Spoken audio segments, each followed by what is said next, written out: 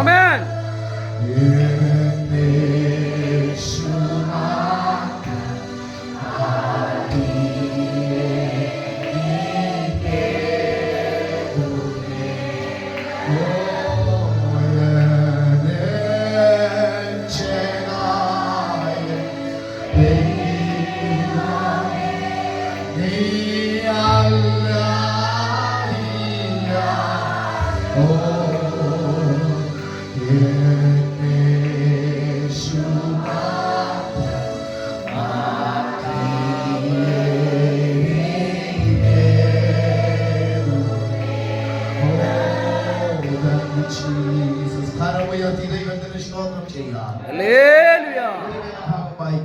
യോഹന്നാൻ സുവിശേഷം 3-ാമത്തെ അധ്യായം 14-ാമത്തെ വാക്യം. യോഹന്നാൻ സുവിശേഷം 3-ാമത്തെ അധ്യായം 14-ാമത്തെ വാക്യം. മോശെ മരുഭൂമിയിൽ സർപ്പത്തെ ഉയർത്തിയതുപോലെ മനുഷ്യപുത്രനെയും ഉയർത്തേണ്ടതാകുന്നു. ഹല്ലേലൂയ. ശക്തിയോടെ കർത്താവിനെ സ്തോത്രം ചെയ്യാം. കർത്താവിന്റെ വിശേഷമായി നാം വാഴ്ത്തപ്പെടുമാറാകട്ടെ. അനുഗ്രഹിക്കപ്പെട്ട ഈ നല്ല ദിവസത്തെ ദാനമായി തന്നതിനായി ഞാൻ ദൈവത്തിന് സ്തോത്രം ചെയ്യുന്നു. അനുഗ്രഹീതനായ കർത്താവിൽ പ്രസിദ്ധനായ പാസ്റ്റർ തങ്കച്ചൻ അവർക്ക് ഫാമിലി, ആലയത്തിലുള്ള എല്ലാ ദൈവമക്കൾ, മര്യാദ സഭയിലെ പ്രിയപ്പെട്ടവർ എല്ലാവരെയും യേശു പ്രിയ വിനോദ് ബ്രദർ എല്ലാവരെയും യേശു നാമത്തിലുള്ള സ്നേഹത്തെ അറിയിക്കുന്നു. സമയം അല്പം മാത്രമാണ് മുന്നിലുള്ളത്. അനുഗ്രഹിക്കപ്പെട്ട ആരാധനകളും അനുഗ്രഹിക്കപ്പെട്ട ശുശ്രൂഷകളും വചനങ്ങളും വെളിപ്പാടുകളും ദൂതുകളും ഒക്കെ നാം കേട്ട് കഴിഞ്ഞു. എങ്കിലും 1-2 കാര്യം മാത്രം പ്രസ്താവിച്ച് വളരെ പ്രാർത്ഥനയോടെ ദിവസം ഇരിക്കാൻ ആഗ്രഹിക്കുന്നു. ഒരിക്കൽ കൂടെ കർത്താവിനെ സ്തോത്രം ചെയ്യാം. ആമേൻ. ഇവിടെ വായിച്ചിട്ടുള്ള വേദഭാഗം ഇങ്ങനെയാണ്. ആമേൻ. മോശെ മരുഭൂമിയിൽ സർപ്പത്തെ ഉയർത്തിയതുപോലെ മനുഷ്യപുത്രനെയും ഉയർത്തേണ്ടതാകുന്നു. സ്തോത്രം. ഇതിന്റെ ഒരു ചരിത്രം ആമേൻ സംഖ്യാപുസ്തകം പഠിക്കുമ്പോൾ 24-ാമത്തെ അധ്യായം 21-ാമത്തെ അധ്യായത്തിൽ ഈ ചരിത്രം അവിടെ രേഖപ്പെടുത്തിയിരിക്കുകയാണ്. ഇസ്രായേൽ ജനത്തിന്റെ ഈ മരുഭൂമിയിലൂടെ യാത്ര ചെയ്ത് കടന്നു വരുമ്പോൾ, അല്ലെങ്കിൽ മോശയോട് ദൈവം പറഞ്ഞതുപോലെ വാഗ്ദത്ത ദേശങ്ങളിലേക്ക് അവർ പ്രാർത്ഥനയോടെ കടന്നു വരികയാണ്. ഒരുപാട് ആപത്തുകളും ഒരുപാട് പ്രതിസന്ധികളും നിറയപ്പെട്ട ഒരു വഴിയിലൂടെ അവർ യാത്ര ചെയ്യുകയാണ്. പക്ഷേ ഈ പ്രതിസന്ധിയിലും ഇവർ നടത്തുന്നത് പരിശുദ്ധനായ ദൈവമാണ്. ആമേൻ. ഇന്ന് പകലിലും ഞാൻ പരിശുദ്ധാത്മാവിൽ ദൂത് പറയാം.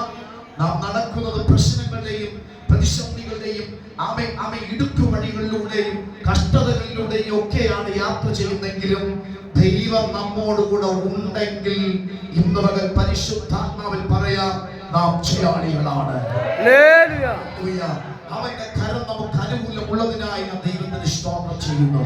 പരിശുദ്ധാത്മാവിനാൽ നിയന്ത്രിക്കപ്പെടുന്ന നടത്തപ്പെടുന്ന ഇസ്രായേൽ ജനം സ്തോത്രം ഏദോം രാജാവിന്റെ അടുക്കൽ ആ പട്ടണത്തിലെത്തുമ്പോൾ അവിടെ മോശ ദൈവം ഈ ഏദോമിനോട് താഴ്മയോടെ വിനയത്തോടെ പ്രസ്താവിക്കുകയാണ്. സ്തോത്രം.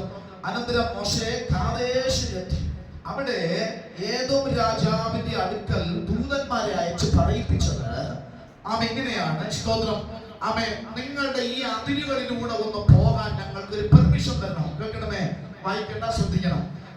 ഈ അതിരിലൂടെ ഒന്ന് പോകാൻ ഞങ്ങൾക്ക് ഒരു പെർമിഷൻ തരണം.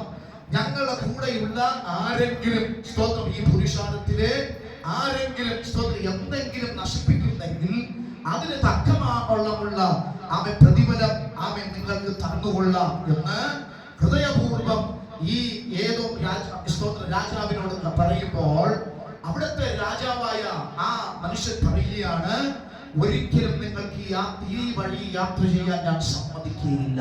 സ്തോത്രം.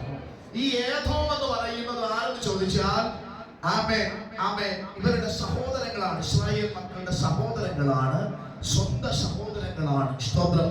നമുക്കറിയാം അബ്രഹാമിന്റെ മകനാകുന്ന ഇസ്ഹാക്കിന്റെ മക്കളാകുന്ന യാക്കോബ്, ഇനി ഏശാവ്. സ്തോത്രം.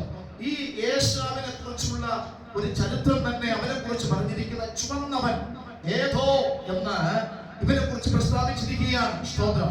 ആമേൻ. ഈ ചുവന്നവൻ എന്ന് പറയേണ്ട കാര്യം യാക്കോബ് സ്തോത്രം ചെയ്യുന്നു. ഏശാവ് വേട്ട തേടി ഒരു പായസം ഉണ്ടാക്കിയാണ്. ഈ പായസം ചുമന്ന് നല്ല രുചികരമായ ഒരു അനുഭവം അല്ലെങ്കിൽ അതിനെ കണ്ടപ്പോൾ ഈ യാക്കോബ് ചോദിച്ചു, എനിക്ക് ഒരു ഗ്ലാസ് പായസം തരുമോ?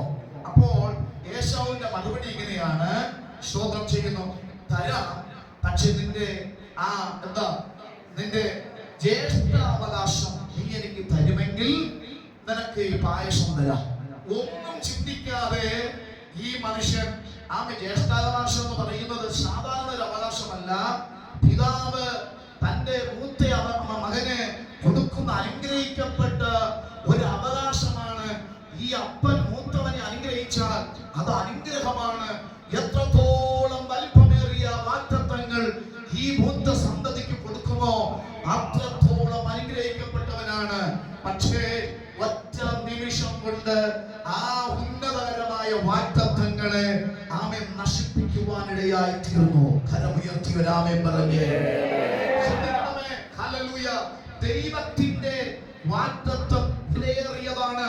പ്രിയരെ, ഇവിടെ നമുക്ക് കാണപ്പെടുന്നത് നിസ്സാരം ഒരു അല്പം പായസത്തിന് വേണ്ടി അപ്പന്റെ വലിയ വാഗ്ദത്തം, അപ്പന്റെ വലിയ ആ ജ്യേഷ്ഠ അവകാശം നിസ്സാരം പോലെ തട്ടിക്കളയുവാനിടയായി തീർന്നു.